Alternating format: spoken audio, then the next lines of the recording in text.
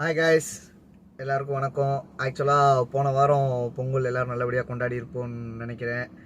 நானுமே போன வாரம் பொங்கல் அதுவுமா ஓட்டலை, நல்லா ஊர் சுற்ற தான் செஞ்சேன். ஸோ போன வாரம் ஒரு 2 நாள் என்னமோ ஓட்டியிருந்தேன். அது சம்மந்தமாக இந்த வாரத்தில் போன வாரம் எவ்வளோ ஓட்டியிருக்கோன்றது இந்த வீடியோவில் நம்ம பார்க்கலாம். எப்போதும் போல் பயணங்கள் முடிதலை சேனலை மறக்காமல் சப்ஸ்கிரைப் பண்ணிவிடுங்க. சரி, வாங்க வீடியோக்குள்ளே போகலாம். ஓகே, ஃபர்ஸ்ட் ஆஃப் ஆல் போன வாரம் என்ன ஆச்சுன்னு பார்த்துக்கிட்டிங்கன்னா, நான் டியூட்டியே ஓட்டலை. ஏன்னு கேட்டிங்கன்னா லீவ், பொங்கல் ஃபுல்லுமே லீவு. ஃப்ரெண்ட்ஸ் கூட அவங்க ஃபேமிலி வந்திருந்தாங்க, அவங்களோட கொஞ்சம் ஊரை சுற்றிட்டு நல்லா என்ஜாய் பண்ணிகிட்டு இருந்தேன். ஸோ போன வாரத்தில் ஒரு 2-3 நாள் ஓட்டியிருந்தேன். வீக்லியாக மட்டும் போடுறேன். இந்த தடவை வந்துட்டு ஸ்க்ரீன்ஷாட்டை போட்டுறேன், காலம்லாம் போடலை. ஸோ போன வாரம் 2 நாள் தானே ஓட்டியிருந்தேன். அடுத்த வாரம் போடுறப்போ ஃபுல்லாக போட்டுறேன். ரெட் டாக்ஸி எப்போதும் போல் ஒரு 1691 ரூபா. அப்புறமா பார்த்துக்கிட்டிங்கன்னா ஓலா சூப்பர் ஜீரோ, ரேபிட்டோ ஒரு 6057 ரூபா.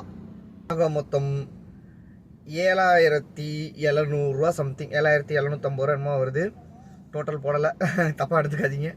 இதுக்கு சிஎன்ஜின்னு பார்த்துக்கிட்டிங்கன்னா ஒரு 1500 ரூபா 2000 ரூபா பக்கம் சிஎன்ஜி போட்டிருந்தேன். 1000 ரூபா தான் போட்டிருப்பேன், 2000 ரூபா பக்கம் போட்டிருந்தேன்.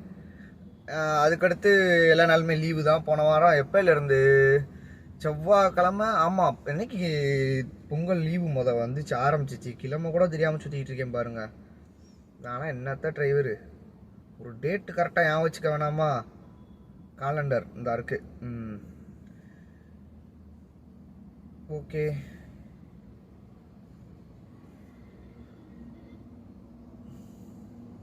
இது என்ன வித்தியாசமாக இருக்குது இந்த காலண்டரு.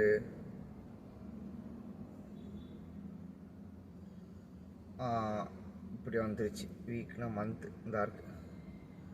ஓகே, 14ஆம் தேதி செவ்வாய்க்கிழமை, 13ஆம் தேதி தான் ஓட்டியிருந்தேன்.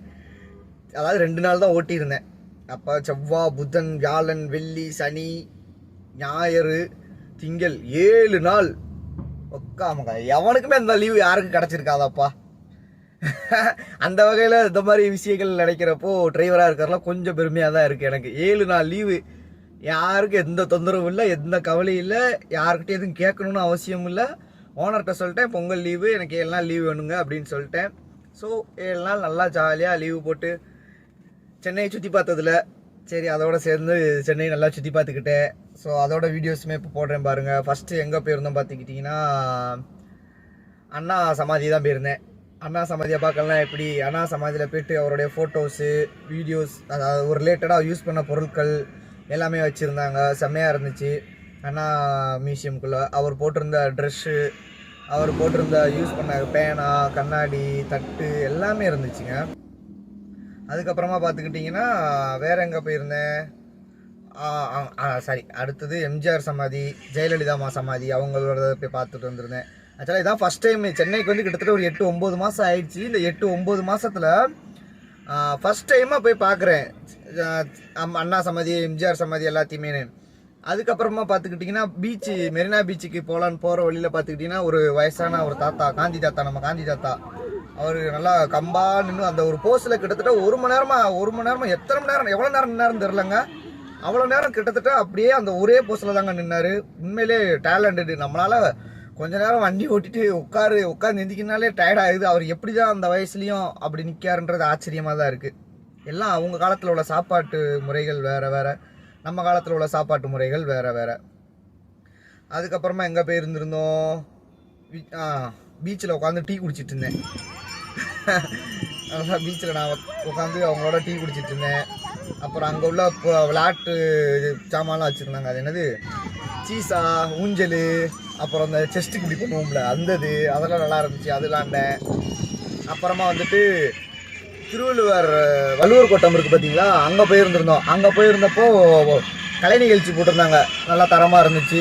நல்லா சூப்பராக பார்த்துட்டு கலை நிகழ்ச்சி முடிஞ்சதுக்கப்புறமா அங்கேருந்து கையோட கிளம்பியாச்சு.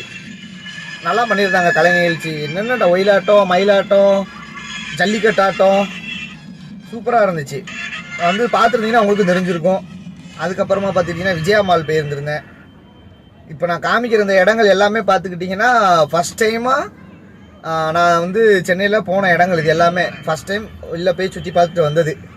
அதுக்கு வந்து என்னுடைய நண்பனுக்கு முதல்ல நன்றியை தெரிவிச்சுக்கிறேன். அவனால தான் அந்த மாதிரி நிறைய இடத்துக்கு போயிட்டு வர முடிஞ்சுது. இல்லைனா எப்பயும் போல் வண்டியை ஓட்டிட்டு சம்பாரிச்சிட்டு அப்படியே உட்காந்துருப்பேன். இந்த மாதிரி சுற்றி பார்த்துருந்துருக்க முடியாது. இது எல்லாத்துக்கும் மேலே ஊருக்கு போயிருந்திருந்தேன். ஊருக்கு போனோன்னே எங்கள் அம்மா என்ன சொன்னாங்க, உனக்கு ஒரு கொரியர் வந்துருந்துச்சுடா அப்படின்னு சொல்லி சொன்னாங்க. ஏதோ சர்டிஃபிகேட் மாதிரி இருக்குன்னாங்க. சரி என்னன்னு குடும்பான்னு சொல்லி கேட்டேன். வாங்கினேன். வாங்கி பார்த்தா மதுரை காமராஜர் யூனிவர்சிட்டியிலேருந்து ஒரு பார்சல் வந்துருந்துச்சு. என்னன்னு பார்த்துக்கிட்டிங்கன்னா எக்ஸாம் எழுதியிருந்தேன். அதாவது ஃபஸ்ட் இயரில் செகண்ட் செம் எக்ஸாம் எழுதியிருந்தேன். அதோட மார்க் ஷீட் அனுப்பியிருந்தாங்க. அதுதான் இப்போ ஓப்பன் பண்ணுற வீடியோ உங்களுக்கு காமிக்கிறேன் பாருங்கள். பார்த்துட்டு ஓப்பன் பண்ணி பார்த்தா எனக்கே ஆச்சரியம். பரவாயில்ல, பாஸ் ஆகிட்டேன். 59% என்னமோ நினைக்கிறேன். கிட்டத்தட்ட 60க்கு ஒரு பர்சன்டேஜில் போயிடுச்சுங்க. சரி, ஓவரால் தான் நம்ம கணக்கு. ஸோ எப்படினாலும் இது வந்து இந்த தடவை செகண்ட் கிளாஸாக போயிடுச்சு. இல்லைன்னா ஃபஸ்ட் கிளாஸில் வந்திருக்கோம். பார்த்துக்கலாம், முடியும். ஓவராலாக போன வாரத்தில் நடந்த எல்லா பிளானுமே உங்கள்கிட்ட டீட்டெயில்டாக சொல்லியாச்சு.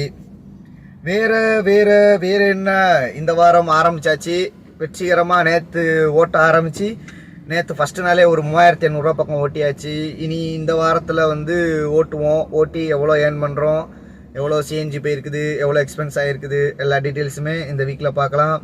அதோட முக்கியமான விஷயம், கொஞ்சம் ஹேர் கட்டு மாறி இருக்கும். பங்க் வச்சுருக்கேன். நல்லா இருக்கான்னு தெரியல. ஓகே, ட்ரை பண்ணுவோம். பண்ணியிருக்கிறேன். இது சம்பந்தமாகவும் நீங்கள் கமெண்டில் தெரியப்படுத்தலாம் மறக்காமல். ஓகேவா?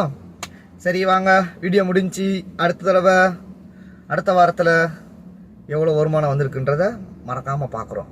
ரைட்டா?